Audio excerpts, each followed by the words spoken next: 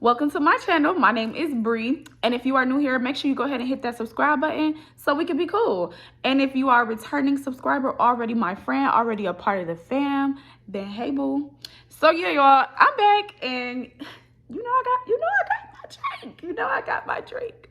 So today I made me a little lemon drop. Don't look at my nails, y'all. I need to get my nails done, but I made me a little lemon drop, and let's see if it's good because I'm really bad at making drinks.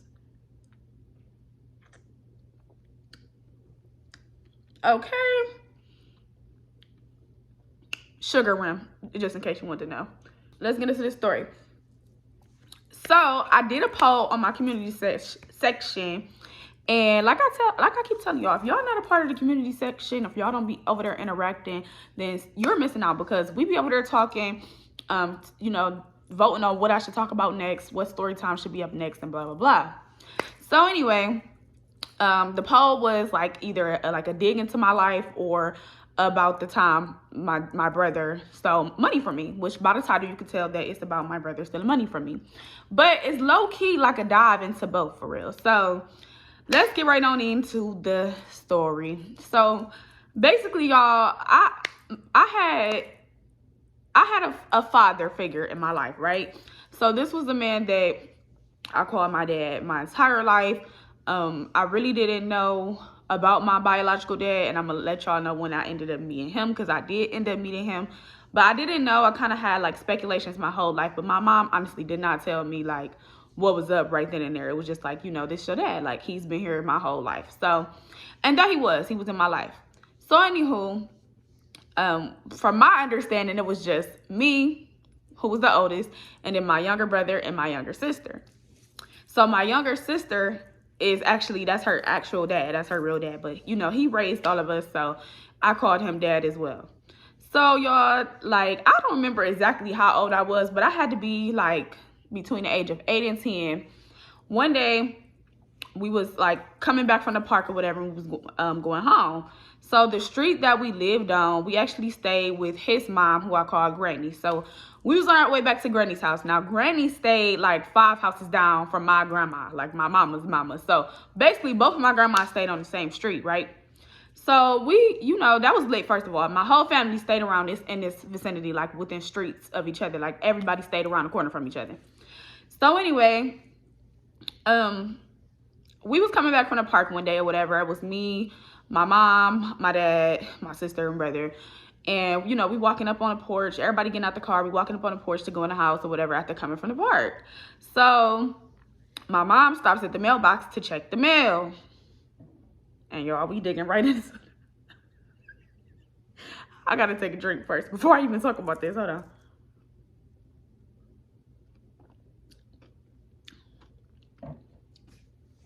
My mother stops at the mailbox to check the mail. So, I'm not thinking nothing of it. Like, okay, she always checked the mail. Like, you know what I'm saying? So she checked the mail, y'all, and she looking through the mail, and I guess it was a paper in there from child support. So she like, what is this from child support? Like, because she don't have him on child support at this time for, like, my sister or nothing. You know what I'm saying? He not on child support, like my dad or whatever. So she like, what is this from child support or whatever? So she opens the letter, and inside of the letter, there is a child support hearing or summons, something from the court, basically saying that my dad have another child who is like a year or two younger than me or something. So my mom is just like, what the heck? But the craziest part about it, though, like I said, my whole family lived in this vicinity of streets. Like, we was all like around the corner from each other. The son stayed like 2 streets over, upstairs from my cousin's house. Okay, the son and his mama. So when my mother called wind of this, and she like putting everything together and figuring it out, her and my dad, they decide it's a good idea to pack everybody up and ride around the corner to the lady's house. Why on earth? So y'all, we pull up over there or whatever, and the mama getting booked. Like, my mother just, talking or whatever. She like, what's up with this letter? Like, blah, blah, blah. Like, what's going on? Blah, blah, blah. So the lady getting bucked. Like, she getting like, wow. Like, she wants some smoke for real with my mom. So my mom like, what's up? So y'all, next thing I know, they tussling in the street. Like, they full-blown tussling in the street.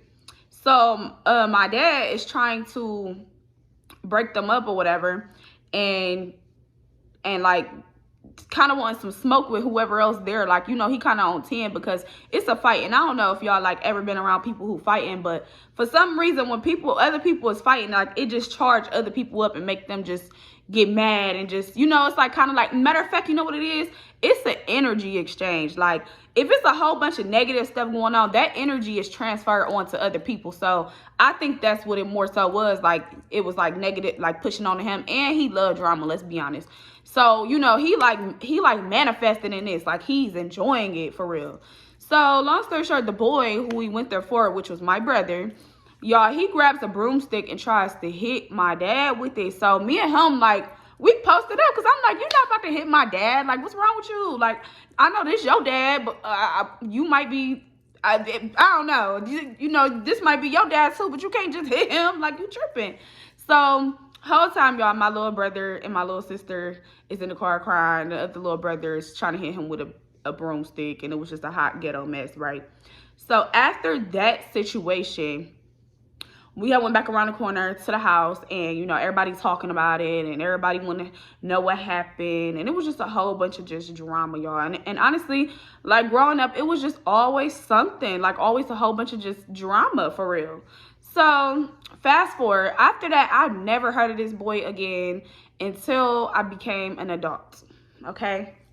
So a lot of my, like, juicy story times and, like, drama really happened between 2014 and, like, 2018, okay?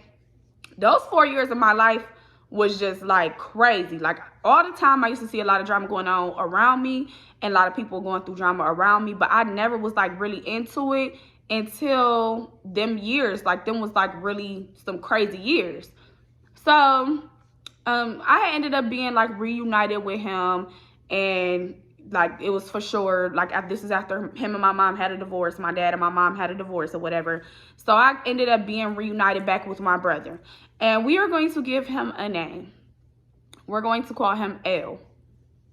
So I was reunited with L, and I went over to my dad's house one day or whatever, just pulled up over there to come kick it and, you know, chop it up with everybody. And L was there, and he's, you know, and my dad was, like, trying to get me and L to be cool, talk to each other. And I was, like, honestly over the situation that happened when we was kids, because for real, that didn't have nothing to do with me and L. Like, you know, that was grown folks shit. That was grown folks drama. That had nothing to do with us. Plus, you know, it's like, you coming into our family, like, I'ma just, you know, have welcome arms, because to be honest, I really feel bad for you that you didn't have a dad growing up because of grown folks shit, you know? So, you know, I embraced him. I was cool with him or whatever, and we actually ended up, like, getting real cool, like, you know, getting real close. So, y'all, I would be, like, driving, like, in the most random places, and I would just see this boy walking down the street, see this boy on the main street. Like, my friends would be just telling me, like, I seen your brother, like, walking down this street. And I was like, what the heck do he be doing? Because, like, at this time, since we had rekindled our relationship or whatever, or really just started it, I ended up being cool with his mom. And his mom used to tell me, like, even though his mom and my mom fought back in the day, like I said, we're grown now. You know what I'm saying? Like, the kids are actually grown now. So it's, like, pointless to keep the beef going for what? My mom was over the situation. She didn't give a fuck no more. So, you know. So anyway, yeah, this boy used to just be in the most random spots. His mom used to be telling me about, like, how he was, like, not doing what he was supposed to do in school. Like, he was just, you know, wilding out basically. And she was worried about him, and he needs to get on his stuff. And, like, you know, she was just trying to keep him on the right track. So she wanted him to really be around me more because she felt like I was doing, you know, okay for myself as a young adult. And I really feel like I was. So she pushed our relationship to be, like, you know, better. And she used to tell me stuff about him.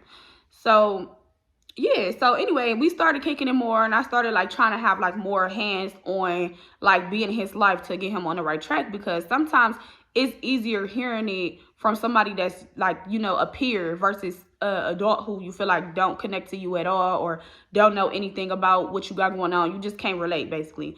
So we started being real cool, and it's like he started spending the night over my house and everything. And like it got to the point where he damn near was living there for real. Like he just didn't go home. And it was cool having him around sometimes, even though I used to be getting mad because like he'll just go missing. I wouldn't know like where he was. He always changed numbers. He'll just go missing for like 2-3 days. Then he'll pop back up and be looking crazy. Like he'll pop back up, his shirt will be ripped open. Like y'all, and this boy L, he's like 6'2". He's real dark skin, like, you know, a chocolate boy. He's like muscular, like he just crazy. Like I know how that don't sound like he crazy, but he was nuts. Like he would just come back and his shirt would be like ripped open or something. I'd just be like, what was you doing? Like what was you doing? Like, and he'd just be like, oh sis, like I was just I was kicking it with my friends, and you know, just like out here for real, y'all. So I remember this one day, and this is the day that he stole from me, okay? So I remember this one day, like, and this at this time in my life, y'all, I was smoking. Like, as y'all know now, I am not a smoker. I am a drinker. You know what I'm saying? Smoking make me feel paranoid. I don't like that. I start cleaning up, scrubbing the floor. It's already clean, and I'll just be scrubbing it, okay? So I'm not no smoker no more. But at this time, I was. So, you know, if I had the bag and my brother there, I'm not petty. We smoking the bag together. I really ain't trust his bag because I don't know where he got it from. You know what I'm saying? But if I had the bag, I was smoking it with him or whatever. So one day we was just chilling at the house. It was just me and him and my son. And he was like, yeah, like, you know, I want some bag or whatever. I'm like, yeah, I don't got no bag, but I could, you know, see if anybody got some bag. So he get the calling around to see if anybody got some bag. Nobody ended up having no bag. So he like, shoot, I'm going to just go to the gas station or whatever. Okay, y'all, he was actually saying that he was going to go to the gas station because y'all know it be dudes outside, standing outside in front of the gas station. So he was hoping that he would bump into somebody at the gas station that possibly could have some bag. But the thing is, I ain't got no money. So I'm like, okay, well, I got this card or whatever, because I had this little card that used to load up money like every month or whatever. I ain't gonna say what the card was, but it was a card that I had that had money on it and that I wasn't using or whatever. It was like $10 left on the card. So I gave him the card and I told him to go to the ATM. Matter of fact, it had to be like $13 or $14. Like it was a random amount of money that was underneath $20, right? So I told him to go to the gas station. I'm like, okay, go to the gas station and go get $10 out of the ATM, because the gas station was like 2 minutes from my house.